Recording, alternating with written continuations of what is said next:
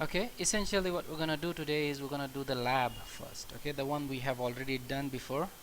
Okay, um, so essentially, so Vinay, if your audio is working, you can always see the recording. Try to understand what is going on, and it's not a difficult. We'll do a lab and then we'll move on to our regular notes. Okay, so for now it's probably 10-15 minutes of this join me thing. Okay. So what we'll do is we'll do a lab first. We'll do a titration acid and base titration. We'll take a strong acid, strong base, and we'll titrate, and we'll try to figure out the quantities of acids and base that is required for this titration. Okay, and we have already learned how to use mole concept for this thing. Yeah, we know how to use mole concept and how to apply it in titrations. But in the last class we learned about equivalence, and we know that equivalence in a reaction is always same for all the reactants and for all the products. Yeah, and as a result of that we'll try to calculate without doing the lab, without using the mole concept, simply using the equivalent concept. We'll try to get the same result. Okay, so we're doing it three ways basically. First, we'll do the lab, yeah, and we'll use the mole concept. Yeah, so these are the two ways so what we do in the lab should match with the mole concept, and then both of these results should also match with the equivalent concept that we're going to use later on. Okay, is that clear to everybody? Any issues there?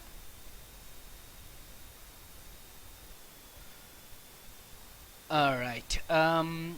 So the first thing we'll do is we'll take a bunch of things. We can take you can take either alumni flask, or you can take a beaker. Usually if you see, I think in the notes it is given that you need to take a beaker. Yeah, but usually if you see the titrations, they are usually acid base titrations are usually done in alumni flask. Okay, the reason is when you do the titration in alumni class.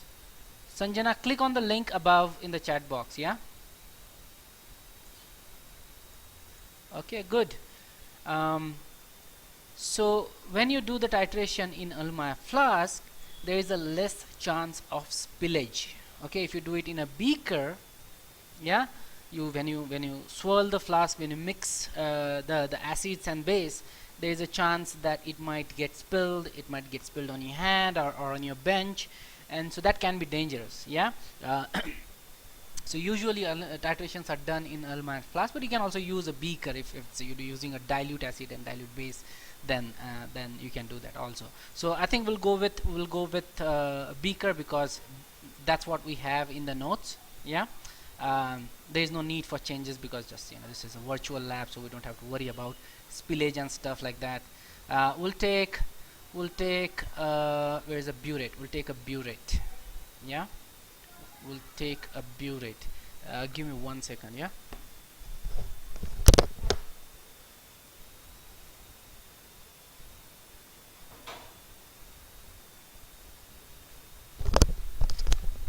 Okay, so we'll take a burette. There's a 50 ml burette. We'll also take not weak base. We'll take a strong acid, which is, let's say, we'll take 1 molar strong acid. Okay, we're also gonna need a strong base, so we'll take a strong base from the cabinet, which is 1 molar sodium hydroxide base. What do we need? What else do we need for titration? Quickly.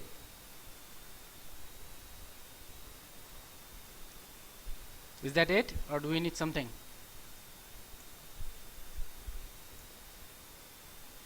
Absolutely correct. Yeah, we need an indicator. So we'll take phenolphthalein, because remember this is a strong acid, strong base, and the end point is at pH 7. That's what we get, right? When you do a strong acid and strong base, and the end point is at pH 7, and at pH 7 phenolphthalein changes color above pH 7. So below pH 7 phenolphthalein is colorless. Above pH 7 phenolphthalein is alkaline.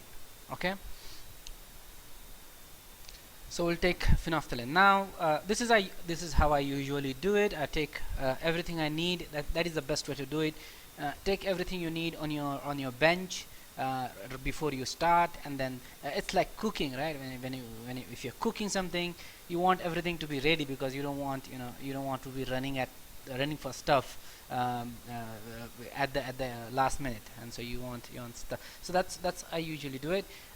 We take acid and we put it in the flask, okay, when in the beaker. So let's take 25 ml of acid into the beaker. We are done with acid. We can simply remove it. Okay, so we'll remove it from there. Okay. Is there any lag between what I'm doing and what I'm saying? Is there? There should be a little bit lag, but I hope there is not a significant lag. Okay. Very good. And if you click on the beaker, you'll see the quantity. Yeah, this is a 250 ml of beaker. You'll see that there is a 25 ml of acid in there.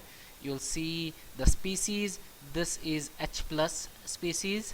Okay, because remember, we take 1 molar HCl, and that's 1 molar concentration. Okay, you can read it as 1. And this is a green one is hydroxide ion concentration. You can see that it is 1 into 10 to the power minus 14, and there is chloride, because the equal amount of chloride as H plus. Yeah, because it's an HCl. So what that means is that HCl has completely dissociated into H plus and Cl minus ion, and therefore you have H plus and Cl minus ions in equal ratio. Okay. Now if you multiply the H plus ion concentration and hydroxide ion concentration, what do you get? What is it? What did we talked about? A constant you should get when you multiply H plus and hydroxide ion concentration in any solution. Ionic product of what?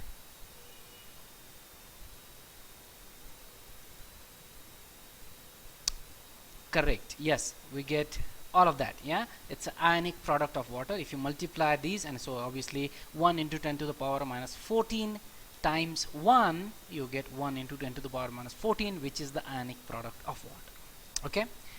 You can see that. So if you take, so if you do, this is H plus ion concentration, yes, and this is H plus ion concentration, it is 1. If you calculate the pH of it, which is negative log to the base 10 of H plus ion concentration, so negative log to the base 10 of 1 is 0, correct? Not 1, it's 0. Negative log to the base 10 of 1 is 0, and so you should get pH equal to 0. Okay, so far we are on the right track. So let's put the beaker down somewhere here, and then we'll take burette. Okay. Oops, sorry, I need to add indicator. Forgot about that. This happens a lot. It had happened to me when I was in the high school. I did the titration without adding the indicator and not getting an endpoint, which is kind of dumb, but it happens to everybody. Even the best chemists sometimes forget to add indicator. Yeah. So 0.25, I'm gonna add 0.25 milliliter of phenolphthalein indicator and enter. There you go. We got, so you can see the volume is 25.25, which is you have a phenolphthalein indicator. You can see that pH does not change. There is a slight change in hydroxide and H plus ion concentration, and that's about it. Yeah, but not a significant change. So still the ionic product is going to be same. It's not going to change. Okay, now we'll take a burette, put it right here, and we'll take sodium hydroxide solution and highlight on the burette. Okay, I'm gonna go like that. We'll add, since it is a 50 milliliter burette, we'll get 50 ml of hydroxide. So you'll enter 50 here, yeah, and heat enter, and that's it. You got 50 ml of hydroxide, sodium hydroxide solution in the burette. Okay, now you hover the burette on the flask, on the beaker. Yeah, so you can see if you click on burette, you can see that is a 50 ml of sodium hydroxide in the solution, okay, in the burette. The concentration of hydroxide ion is 1, okay, and concentration of H plus ion is 1 into 10 to the power minus 14. Again, if you calculate the ionic product of water, it's same, 1 into 10 to the power minus 14. The product of H plus and OH minus ion is going to be the same. Now if you calculate the pH using H plus ion concentration, which is negative log to the base 10 of 1 into 10 to the power minus 14, alright, and so 14 goes in the front, yeah, and so you get 14, and so your pH is basically 14. Is that clear?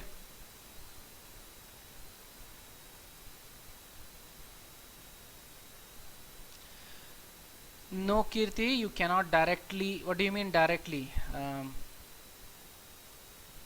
You can't. You need to measure how much sodium hydroxide you are adding, and so you need to use a burette, and there is a tab there. You need to open it, and essentially the sodium hydroxide will go. So we'll keep on adding about. So now what we need to do, we need to calculate how much of sodium hydroxide solution we're gonna need. All right, so let's so we know the concentration of H plus ion, yes, in this concentration of HCl. It's 1 molar HCl solution. We know the volume, it's 25 milliliter of volume. All right, now we know the concentration of sodium hydroxide. Can we calculate how much of sodium hydroxide required? Okay, and obviously you can use the mole concept, yeah. You can use the mole concept, and you can calculate how much of sodium hydroxide you're gonna require. So we'll first do the titration, find out how much volume is required, and we'll try to get the same number using the mole concept and an equivalent concept. Okay,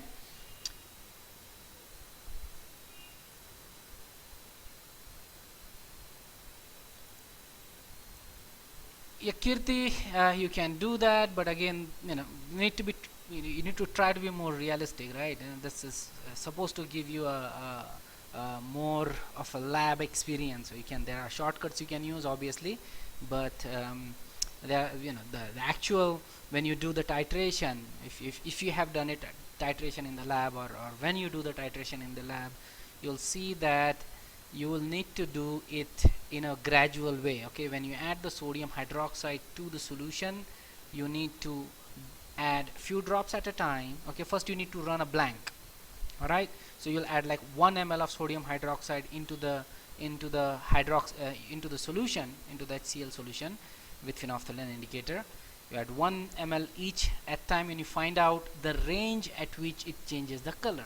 Okay, and then when you do the second time, you do it, you add that much of volume, and when you reach the lower limit of that reading, you add gradually 1 drop at a time, and you see the color change. Usually what you'll see is that 1 drop will change the color from colorless to pink. Okay, and that pink color will persist for I think it is about 2 minutes or so. That should persist. Okay, the pink color, and that is the end point basically. So that's the way it is done in the lab. That is the most accurate way of doing it. So we'll use the same procedure. We'll add a little bit of sodium hydroxide each time, obviously. All right, so we'll add. You can see that obviously this is much more easier for us because we can see the pH here, yeah, and because we can see the pH, we can go a little faster. We add 0.1 ml of solution there, and you can keep on adding. Okay, so you can see that as I do the titration, the temperature changes. Yeah, that's because the neutralization reactions are exothermic. It gives out heat in the form of rising temperature. Okay, you can see the volume changes, you can see the H plus and hydroxide ion changes. We have already done this. I'm not going to spend too much time explaining what these bar represent, but you can also see this the pH slightly changes. Okay, we can keep on adding until it reaches endpoints. I'll just click on 0.5 each time. Yeah, you can see that the things are changing, lots of changes going on.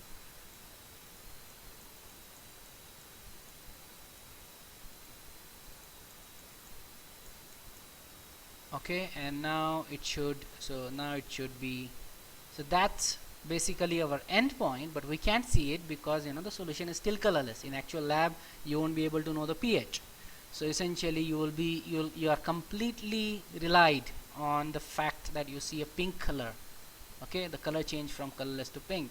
And if you so at this point the titration is done, but because it is not visible to us, we need to add a little bit more.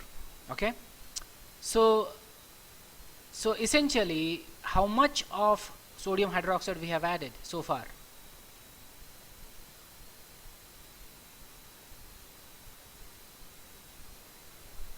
Quickly, how much of sodium hydroxide we have added so far?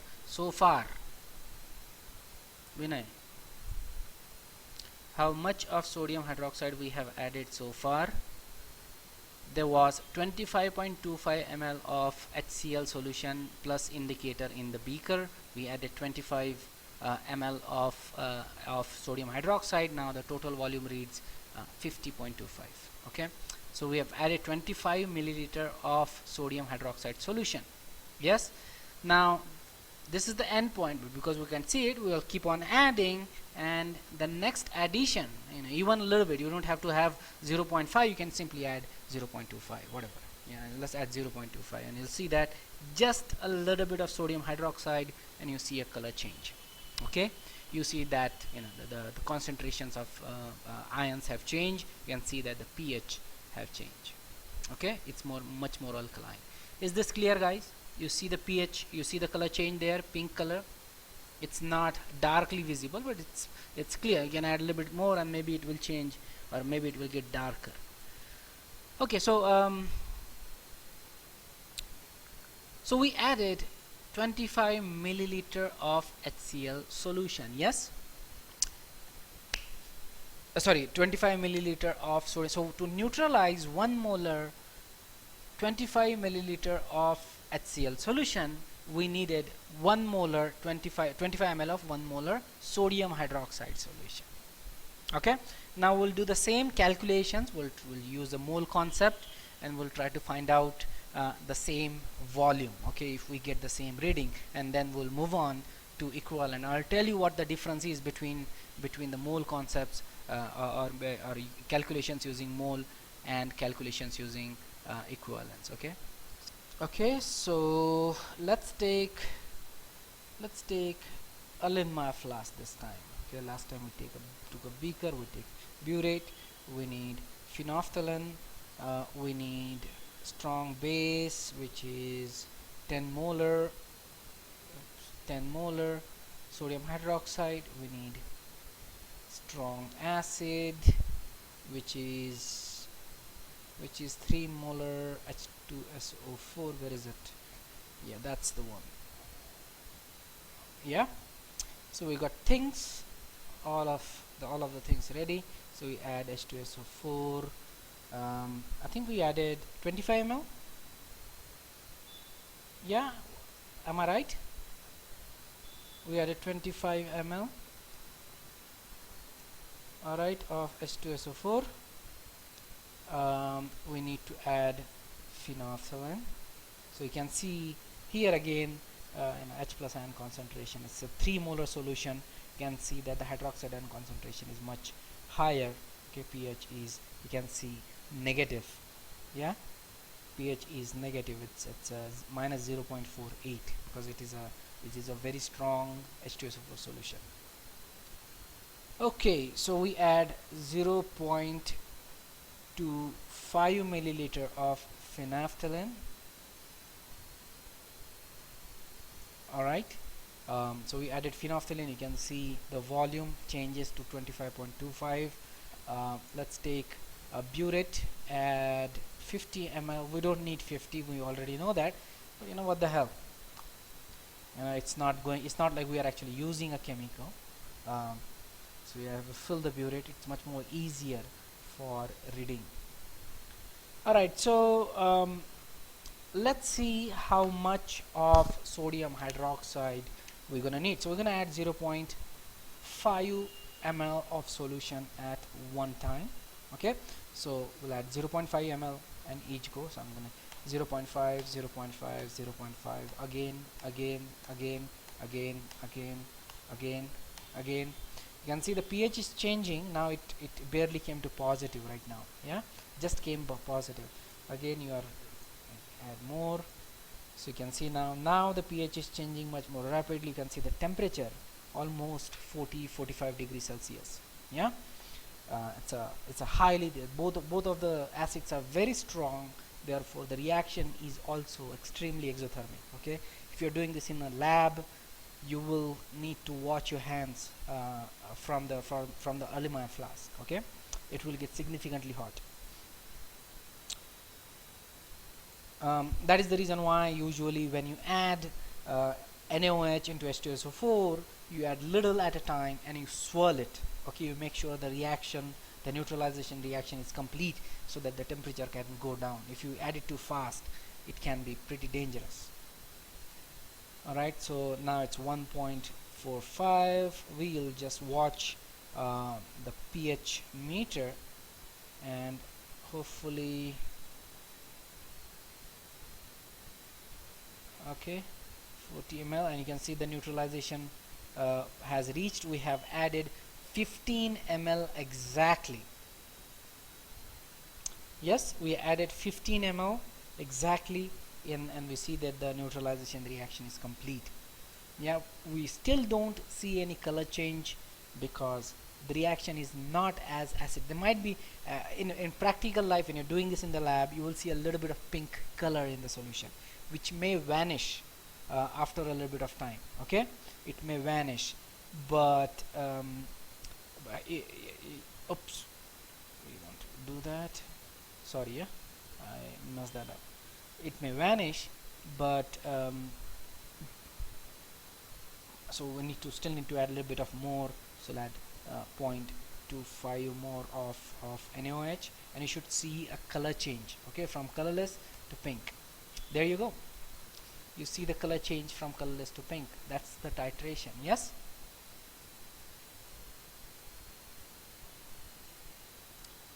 Is that clear?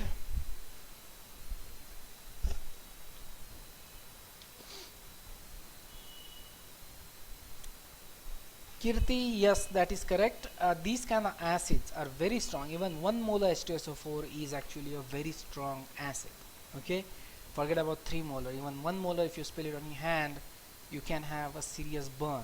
Okay, if you're doing it in the lab, immediately if you have any acid or any base, if you spill it on your hand or anywhere, basically make sure that you wash it with plenty of water, plenty of cold water. Yeah, not hot water, plenty of cold water.